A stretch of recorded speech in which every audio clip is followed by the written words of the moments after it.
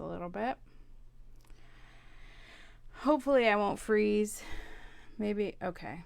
It looks like I'm good. All right, so working in my family album, as I usually do, I am super far behind, as some of you are. So no, no, no judgment for me ever when y'all come to me and you're like, oh my goodness, I'm so far behind. And I love when y'all say it like you're going to shock me, like, oh, I'm 10 years behind or whatever. And this album, I don't know if you can read the title of it, but this is 2013 volume 2. Now, my goal is to not be over 10 years behind, but like you, life is crazy busy, and so we just keep, plugging along. The best way to eat an elephant is one bite at a time, and that's what we have to do with our scrapbooking. So if you notice so I'm in Artisan 6. This is a program that's sold at forever.com. I am a Forever ambassador because this program used to be called Storybook Creator when Creative Memories sold it. So way back in the day, Creative Memories sold a program called Storybook Creator and a photo organization program called Memory Manager. And I think most of you probably know, because you've been around for a while, that Creative Memories went through a bankruptcy, and that was in 2013. And when they did, they stopped selling those, and they fast forward a couple years. For a couple years, it was sold by a company called Panstoria, which created it, and then it was sold by this company Forever. So basically, the same program just got renamed. So those two programs that were Memory Manager and Historian are now Artisan and Historian. I said Historian before, but I meant Memory Manager and Storybook Creator, and now they're Historian and Artisan. So these are programs that I use myself, and so that is why I'm an ambassador for these programs, and I teach them mostly on Techie Tuesday. Some little tips and things that I have learned through the years that make my scrapbooking easier. Now, yes, I'm 10 years behind. So this, I'm giving you my tips of what's helping me to get caught up. This is something I've always done in my digital scrapbooking, and it comes a concept from power layouts in the paper scrapbook world. So in the paper scrapbook world, you have power layouts, and you put all your pictures. There's a power layout box. Way back in the day, it was like a cardboard pizza box that had little cardboard pieces, and so you put your pictures and your papers in there, and then when you get to a crop, you just work from the top down and get it done.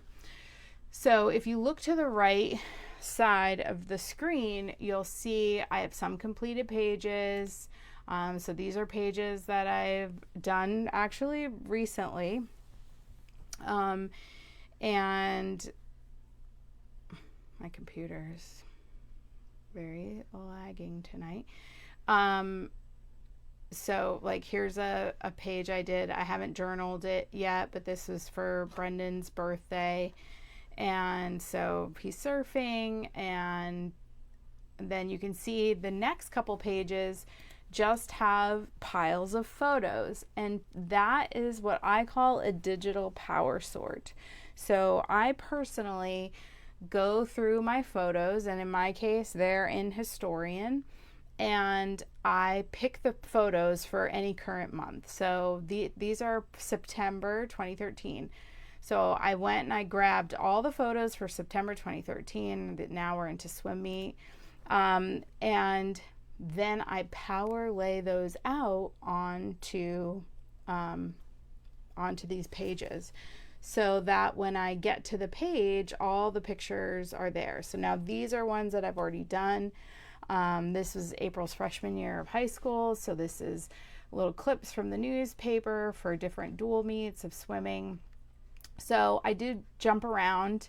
So working on dual meets, I've got soccer, different things, and then you can believe it, like Aiden's first cross country meet. Now, for those of you that haven't been watching or don't know me very well, Aiden just got his master's and he ran for his undergrad. He ran the whole way. And April swam in college too and is still out competing, swimming in the ocean. So, but this was kind of at the beginning. So this is very small Aiden here. But you'll see this pile. Now, if you look over to the left, these elements, there's 1, 2, 3, 4, 5, 6, 7, 8, 9 photos piled all on top of each other. And if I click onto this page, 1, 2, 3, 4, 5, 6, 7 pictures piled all onto each other. And so I've power laid out the whole month of September so that when I want to sit down and work on my book, I just click on a page and work on that page, and I don't have to go pick my pictures, decide what I'm doing. That part is done. Now, when I come to a page and there are 8, 9 pictures on a page, the first thing I want to do is lasso all the photos. So I just draw a box with my mouse around all of them. I'm going to hold my shift key and deselect the background, but then I can just drag them to be smaller. Now it's set so that it won't mess up the aspect ratio and make everything all stretchy. So I can just reduce those in size as a group to a point where now I can kind of, this is kind of the end of the race. I can count, this is all the end of the race. This is during the race.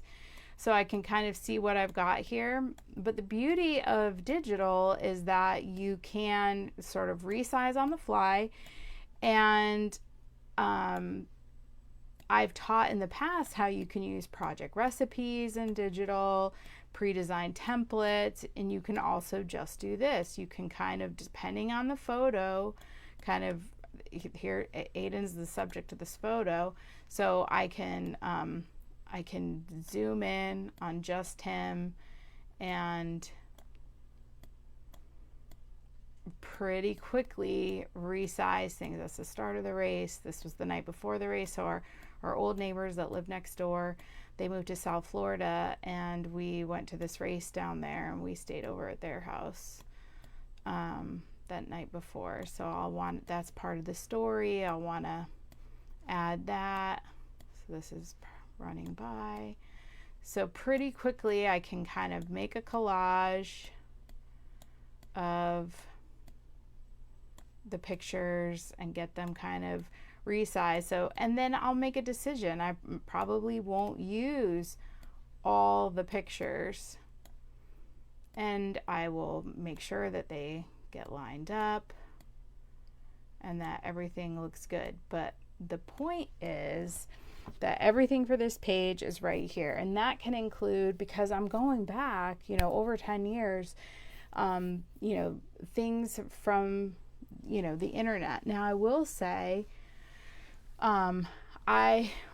even stuff's on the internet forever. So like in this particular race, I was able to search the date and the location of the race, because it's on these kids' shirts and stuff. I remember where it was, and I have the dates on the photos, so I was able to Google that and find the results in a PDF published online, because that is something that I, maybe if I didn't take a picture of the results that day or a screenshot, if I did, then they're with the photos. If I didn't, then I just go out and find them. Same thing with the swim meets. It's crazy how much that information is out there.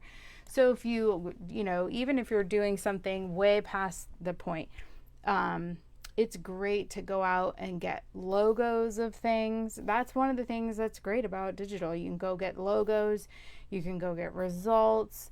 You can, like concerts, get set lists. If you go to a concert, maybe you didn't get a set list, or if this concert was, 10 years ago, maybe there wasn't like setlist.com, but now you can go out there, put in the artist, put in the date, put in the location, and find the set list and print it out. So the internet is an amazing thing. And I will say, even if you're doing paper scrapbooking, you can do these things, right? You can print those.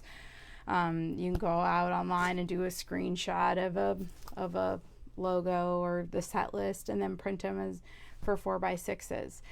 But tonight I just wanted to share this concept of a power layout in digital form. So we have the Ride the Rails crop, this digital crop this Sunday, where we're getting on the train into land and we're going to Tampa. So my goal is to finish September 2013. So I have these pages all laid out, and some of them, some of the dual meets started. I decided I would do the dual meets all the same kind of format with a little digital lane line and use the same kind of text. And since so that was easy. So you'll see I have some kind of already set there. And then if you get to the point where, oh darn, I need one more photo to fill this spot, then I can go back to my photo archive in Historian and grab a couple more photos and add them into the mix. But at this point, I'm pretty much set for the crop. And, let's see. So I'm hoping I have 1, 2, 3, 4, 5, 6, 7, 8, 9, 10. So 12. So my goal is to do those 12 pages on the train. And for one day, hey, that's a pretty good it's a pretty good goal. But I'm all set and ready to go. So just like with your paper, it's great for you to be able to now I'm stuck again.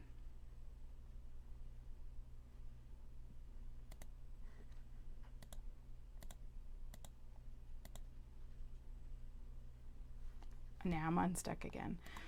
Having a little glitchy problems. I'm glad it worked for the beginning, but anyway. So with the digital, just like your paper, as much preparation as you can do before a crop will make you more successful at the end of a crop, whether you're doing digital or paper. If you can prepare yourself, edit your photos, pick your photos for the pages before the crop, then you're going to get so much more done. If you just grab the computer and say, well, I'll see what I can do, which is fine too, because some of us, we don't have time to prepare in that way. So if all you can do is grab your laptop and go, then great. And I know some people that are going to be on the train with us this weekend will probably just be on their phones and their iPads, just deleting junk.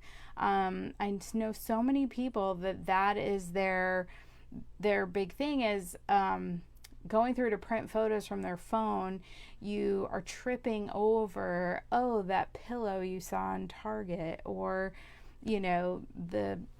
the canned peas section, that you're texting. I don't know, my husband will go to the grocery store when I send him to get something and just like text me a whole picture of the shelves, and then I have to like circle the one I want and like text it back to him. So stuff like that. And I know we're not the only family. So I'm sure that your phone, your iPad, your, whatever you're organizing your digital media on also needs, some cleaning up. And we always want to do that. It's a goal. But it's hard to do that at a crop when you're chit-chatting with other people. So if some people might be on the train just doing that, just cleaning up, just, we take 5 of the same picture and just going through and just, deleting things so that when we sit down to create, we're not having to trip over pictures of pillows and grocery store aisles and I don't know, funny signs you see, or whatever fills our phones, memes, who knows. So that's kind of my tip for tonight.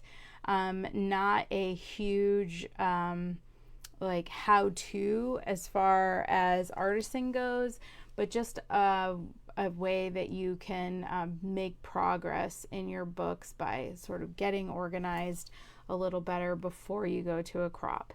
And I will say, too, it's always a great idea to make sure your program is up to date. If you are using a program, make sure you know how to, if your phone has the capability of being a hotspot, know how to use your phone as a hotspot in case Wi-Fi is not dependable wherever you're planning to scrapbook.